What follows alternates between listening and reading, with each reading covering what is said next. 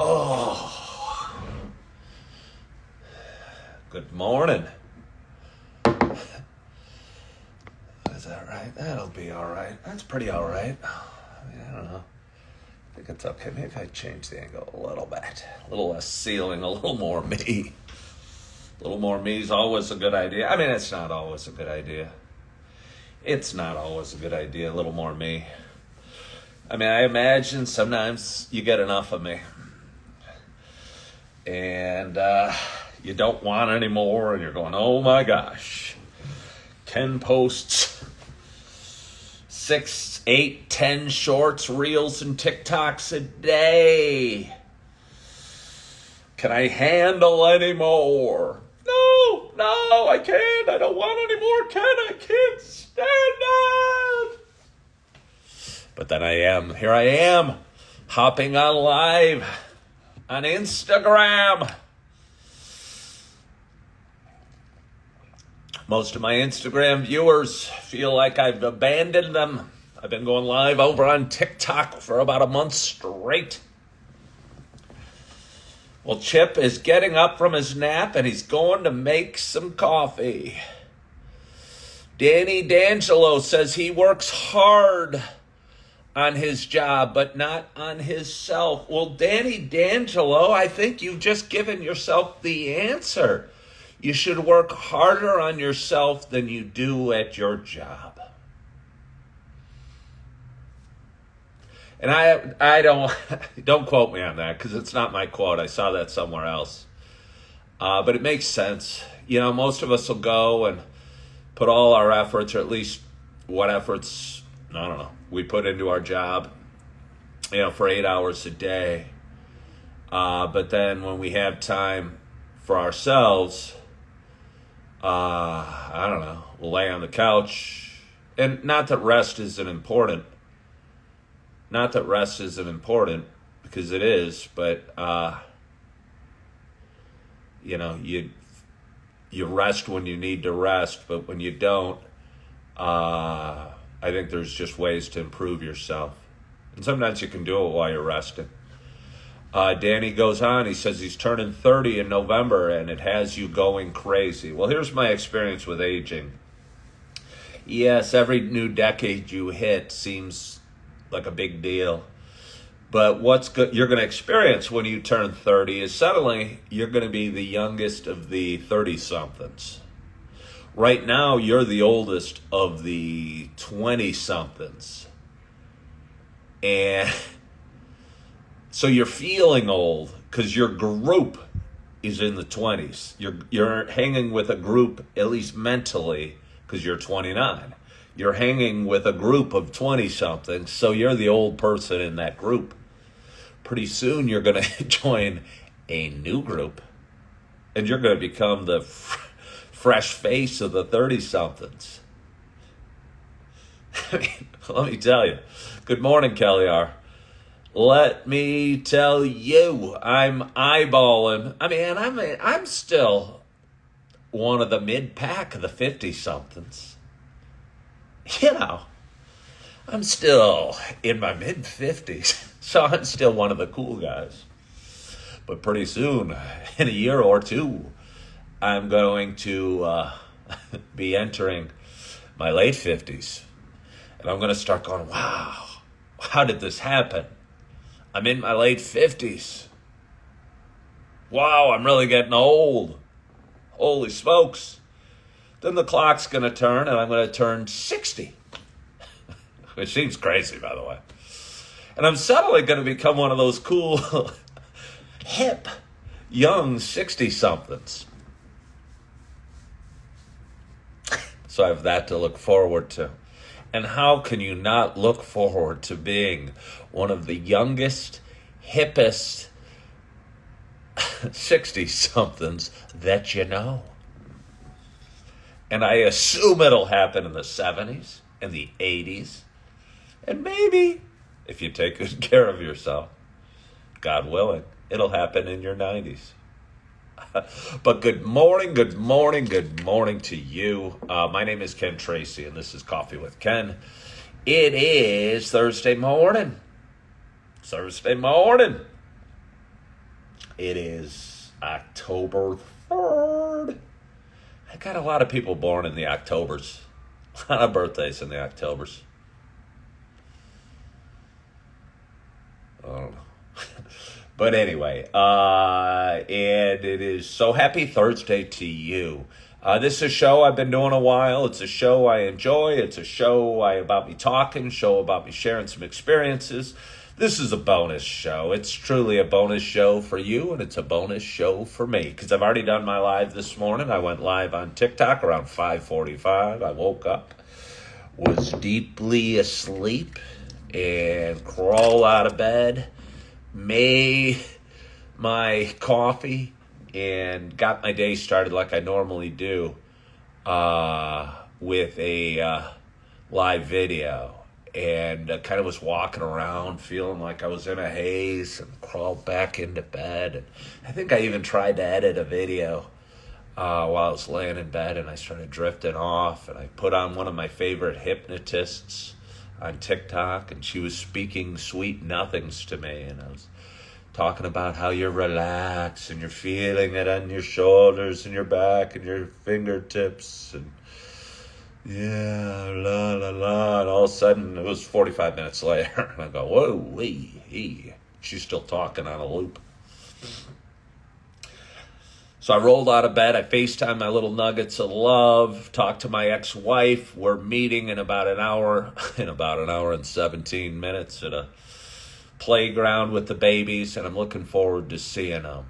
And I thought about how am I going to spend my next 40 minutes or so, and I thought about going live, and I thought about editing videos. I thought about just laying here in my extended stay quietly.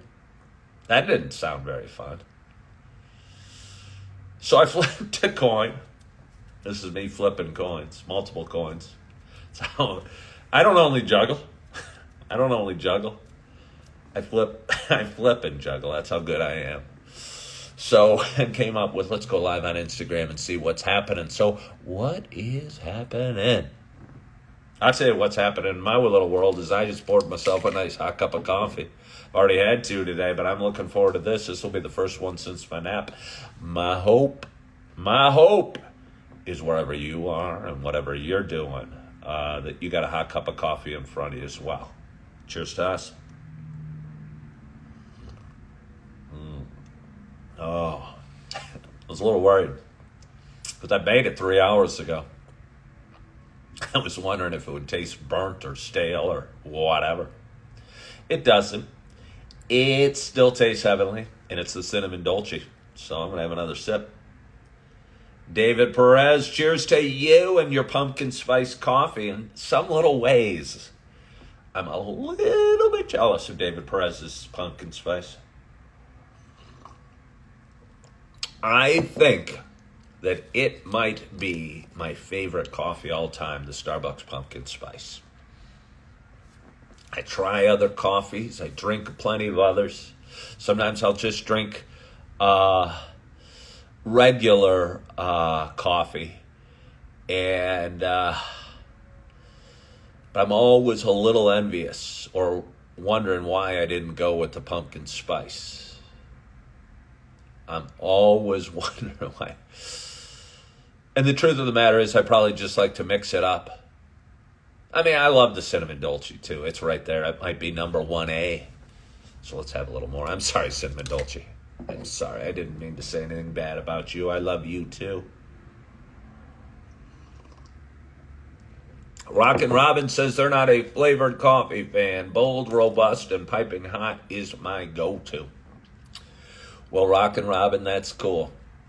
My guess is that if you gave flavored coffee a try, and I'm sure you've had a sip, but if you gave it a couple more sips, you'd go, hey, this is bold, this is robust, this is piping hot, and it tastes like pumpkin spice. Damn, this is good. Or cinnamon dolce, again. Cinnamon dolce gets very jealous when I talk about the coffees. Oh, but it's Thursday morning. It is Thursday morning. I don't know how much I have for you today. But the sun is shining, the weather is cool, fall is upon us, or at least quickly approaching. I had some people asking me about Halloween a little bit ago. My favorite all-time Halloween costume for me, I suck at Halloween. I suck at Halloween. I do lame costumes or I don't do them all.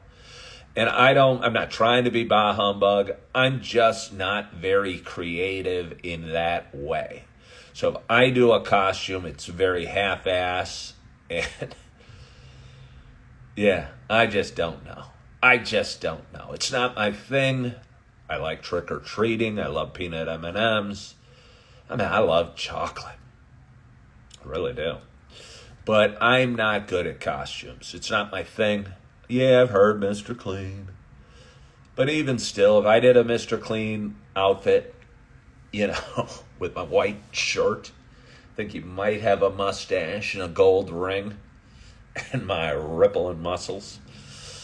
Ooh, Rockin' Robin said, give me all the Almond Joys. Not in my house, Rockin' Robin. Not in my house. And Jack Taylor very smoothly rolled in to my top 3 candies. Well, let's just start with number 1, Almond Joy. Almond Joy is my number 1 candy bar. I'm not sure. Maybe they don't sell party-sized bags of Almond Joys. Because when I go to the grocery store and I'm really hungry, I didn't yesterday, and I'll explain to you why. I'll often buy the party-sized bag of peanut M&Ms and tear right into them in the store. And be walking through the aisles, hoping the bag doesn't tip over and have 1,000 peanut M&Ms rolling along the floor. You know what would happen if that did? I'd go on the ground and go and gobble up the peanut M&Ms because they're delicious and because God hate dirt don't hurt. But I doubt they sell huge bags of Almond Joy things, or else I might buy them. But in my mind, the bakehouse said, any tips to keep the candy away from the kids post-Halloween? Why would you be? No. They went out. They earned their candy. I'd let them go crazy on the candy. I'd let them eat it all. Don't ration it. If they get a tummy ache, maybe they'll learn a lesson. If they're bouncing off the walls, they're bouncing off the walls. That's why God made Halloween only one day a year. But yeah, I don't know. I don't think I'd put a limit and say only 3 candy bars. That's just not the way I roll. If I tried to limit their consumption, I'd end up digging through the bag looking for Almond Joys, which, by the way, most kids don't seem to like the Almond Joy. I don't know if coconut is a more mature taste or what have you. Jack Taylor's really wailing on the Halloween themes. My favorite Halloween movie is Halloween. What's another favorite Halloween? Was it No, it was 2 years ago. 2 years ago, I was living in a little home in North Naperville. A little home I had to myself. And I had cable. And right now I'm staying in an extended stay. So the cable I use is the cable they provide. And it doesn't have as many channels as the cable I had. And they were playing like endless Halloween movies. And I was watching them all. And I get scared. I think I hear something. I think I see a shadow. I think I see a guy with a knife hanging in my closet. Hey, it really does scare me. I'll tell you what, after I saw the Blair Witch Project, I didn't turn off the lights in my house for like a month. If I did, I jumped into bed or sprinted across the room and dove into the safety. As if my blankies are going to keep me safe from a witch. Or a guy with a knife, come to think of it.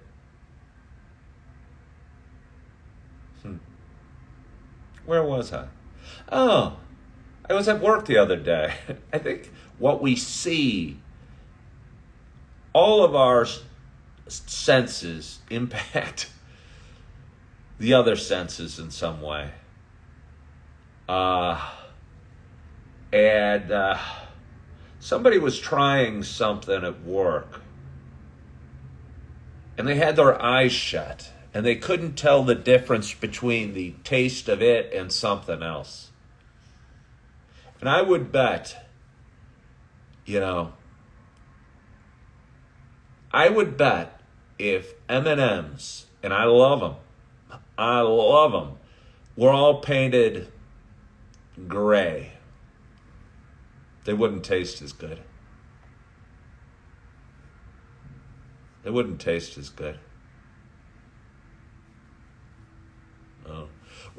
Jack Taylor asked, have I ever seen Saw? No, I haven't. That might be a little gory for my taste. Does my work decorate for Halloween? I don't think so. I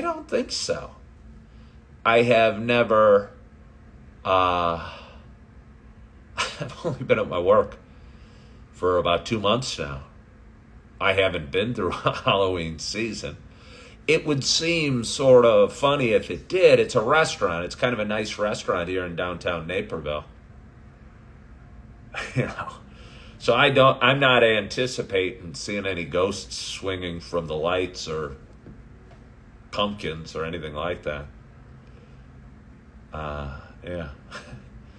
Rockin' Robin says, there's a guy who can tell the difference of flavors when blindfolded. Oh, that's what it was. There were 2 women trying glasses of wine. And I think one had a white and one had a red. And they were doing it blindfolded. And I don't think they could tell the difference. Yeah. Temperature must have been the same. I think I could tell the difference. I don't drink anymore, but I think I could tell the difference between a white and a red, blindfolded. Although, to be honest, I'm pretty sure I could. But part of me, when I'm talking about the taste of it, would be the temperature that the wine is at.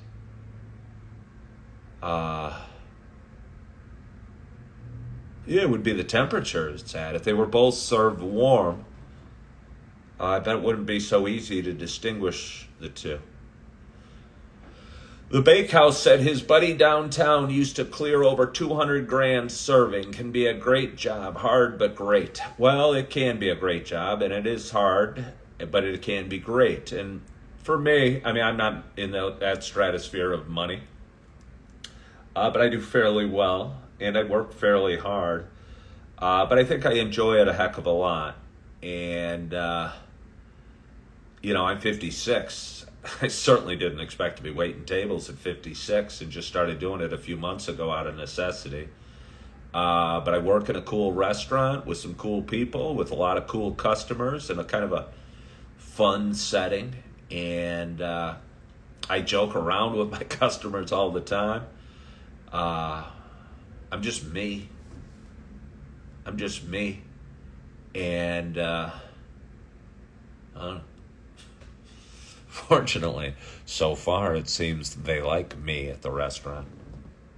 And I like being there. Again, I like being a host or taking care of people or making sure they have plenty of water or their drinks are filled or their food is nice or they're having a good time. So I just kind of walk around my restaurant. I'll go up and talk to tables that aren't mine. I sometimes wonder, I don't know, if other waiters get a little territorial. They probably do. I do it anyway. I can't stop and go, hey, how's everything going this evening? Can I take that plate for you? Can I clear that glass? Actually, I'll rarely ask if I can clear a glass. If a glass is empty, I'm going to be clearing it. I would joke with a buddy at work, and some of the customers would think, I'd often have people come up to me and say, think I own the place. Sometimes I'll joke with them and tell them I am, or sometimes I'll kind of be honest. I don't. I'm just kind of starting. I've only been here 2 months, but I am old. But I don't think it's just the age thing. I think I just kind of carry myself with a certain swagger that, I don't know. I don't know if it's confidence or false confidence or whatever. But it's fun being there. And again, I enjoy walking around and seeing people have a nice time and taking care of them and what have you. And again, like somebody was saying a moment ago, the money can be pretty good and the shifts can be kind of neat, and you could go in at 4 and, work till 11 if it's a busy day, but sometimes get cut at early and get home early. And the other day I got home early and I watched the debates on TV, the vice presidential debates, and kind of enjoyed that. But it's almost like a snow day at school when you're cut early, or when you're called in and they don't need you that day. It's kind of one of those bonus days. Yes, you need the money, and yes, you enjoy the work, but it's still kind of nice to not go in and go, hey, I've got a free day. I had nothing at all planned. I was thinking I was going to be at work at this time. What should I do? Should I stop by the store on the way home and pick up a party-sized bag of M&Ms, peanut M&Ms, that is, completely disrobe, lay on the bed naked, eating peanut M&Ms, by the handful? I think I might go on a weight-gaining binge. I might try and hit a new high and get up to like 230 pounds just for fun, to shed it. I was creating a lot of great content about 8-9 months ago, where I said, hey, I figured out the key to losing weight, because I was at 220-some pounds, and I thought I should be 205, 206, 207, something like that. And I go, I'll bet if I spend more time being hungry each day, I'll bet I'll lose weight. It was a miracle. It worked. And I shed off the pounds, and I was losing 2 pounds a week. And then I went out to work in Yellowstone and was working crazy long shifts in the restaurant, where I almost didn't even have time to eat. And I wolfed something down on the way in. I'd grab some ham and cheese or a hard-boiled egg from the cafeteria, and I'd eat that for protein, and then I'd go in and work for like 6, 7, 8 hours and get a couple hours off, and then go in and finish out my shift. Or not a couple hours, 30 minutes off. And ended up getting down to 196, and I look back at some of the videos I did during those times, and I was almost looking a little too skinny. I don't want to be too skinny. I don't want to be 230. I don't even want to be 220. I might be 210 right now. I think 205 would be a pretty good weight for me. But if my ice cream and peanut M&M love gets me up there, I know how to lose the weight. And now I've shared the secret with you. You don't need a drug to do it. You don't even need to exercise to do it. You really don't. Last night I'd had a kind of a stressful day, and kind of had a stressful day. And then I ate a lot of Moose Tracks chocolate ice cream, and it was delicious. Don't get me wrong. It was delicious, but I was feeling fat, and I thought about going out and walking. But you cannot exercise weight away. Somebody just said, try getting 10,000 steps a day. I probably get 10,000 steps a day waiting tables. I certainly did at Yellowstone working in that huge restaurant that I was in. I probably got way more than that. But you can't exercise weight away. Maybe if you're a high, a swimmer or a runner, and you're running or swimming an hour plus a day, because if I ran 10 miles, I used to be a runner, used to run marathons. If I ran 10 miles, I'd burn, 1,100 calories or something like that. But I could make that up in, 10 minutes with a bag of peanut M&Ms. Young Madre put it well. You can't outrun your fork. That's true, but you can fix it easily. If you put down your fork, you don't even have to run. It's best to get exercise. It feels better for the mind and body.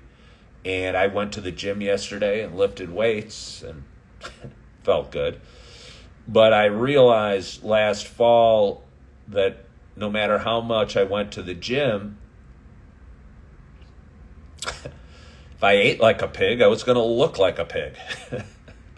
So I did. I go, hey, I can fix this. I can fix this. And so started just spending a little more time being hungry each day. But still ate huge meals. When I did. But I only ate 2 huge meals a day. And ate whatever I wanted and lost 2 pounds a week. But cut out like last night I was laying in bed. I was feeling full. I think I'd had a big dinner. I can't remember offhand what I'd had. But I was feeling full, but I knew there was a tub of tasty ice cream in the fridge. I didn't need it, but I craved it. I don't even know if I wanted it. It was almost like an addiction. Which brings me to this. I was flipping through Facebook a bit ago, right after I woke up. I wanted to see what was going on in the world. And I'm a member of a sober group, and somebody was posting a picture with her and some coin they give you in AA. And she was saying, 2 months sober. It's a struggle, but it's worth it. Got me to thinking. Is it a struggle? Should it be a struggle?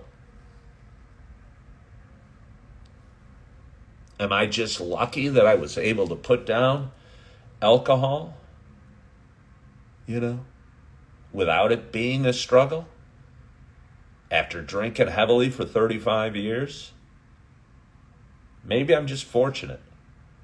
But for me, it's not a struggle. And for me, it's just kind of a life choice. And no,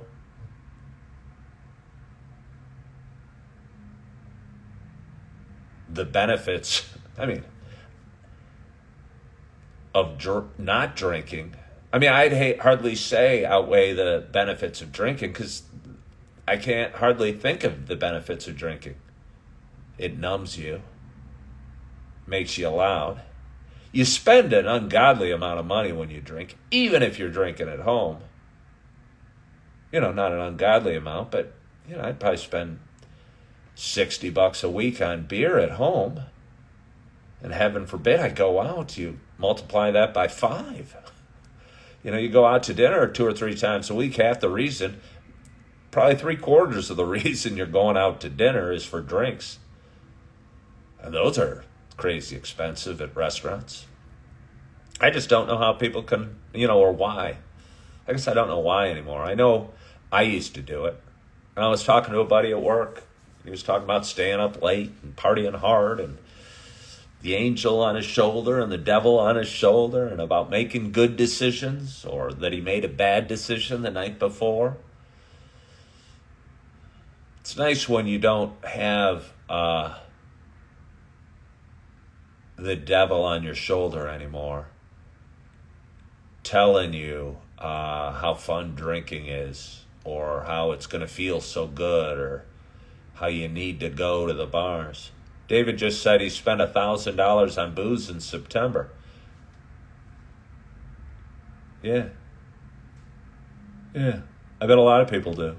I think that's probably a big hazard in my industry of waiting tables. I've got 2 ex-wives and 4 beautiful kids that are give me a lot of joy and love. Kids more than the ex-wives. But are big financial responsibilities. But somehow I'm able to exist on the same pay as these kids that I work with that don't have ex-wives or children to support. And it's because I don't go out and spend half the money I earned waiting tables after work. Is it challenging to serve alcohol as a waiter? No. You mean because I want to drink? No. Because I don't want to drink. The only challenging thing I have about serving alcohol is I have naturally shaky hands. I've had shaky hands all my life. So taking a little martini glass filled with martini is hard for me, and always has been. Always has been. A few days ago, I was at a table and they ordered a nice bottle of wine. And it was kind of stressful. Felt like I'd just gotten to work and I'd had several tables at the same time. And this table seemed like they carried themselves, like they knew a thing or two, and ordered a fancy bottle of wine. I was opening it. I was stressed. I was nervous. The cork actually broke in half as I was pulling it out. I go, Told the gentleman I didn't know how to cover it up because I leave the cork at the table. But fortunately, I was able to put the wine opener back in and get the rest of the cork out without any issue. But anyway, a woman at the table ordered one of our martinis, and it was filled, and I was bringing it out, and I'm going, okay, Ken, okay. I wasn't doing this because that would have shaken the drink. Okay, relax. And I was putting the drink down, and I was nervous, and I got, again, naturally shaky hands. But I fortunately got it down. I've had times where it's been such stressful, I've had to actually have my customers take it off the tray. Linda says, and she's right, it's a different mindset when you quit drinking. Linda, do you no longer drink? I didn't know that. Linda's a woman I knew 10 years ago. We used to live in the same subdivision. And, I'll just speak for me. I used to drink a lot during those years. And she just said it's a different mindset when you quit drinking. I don't know. Yeah, I don't drink. So I'm not tempted. There's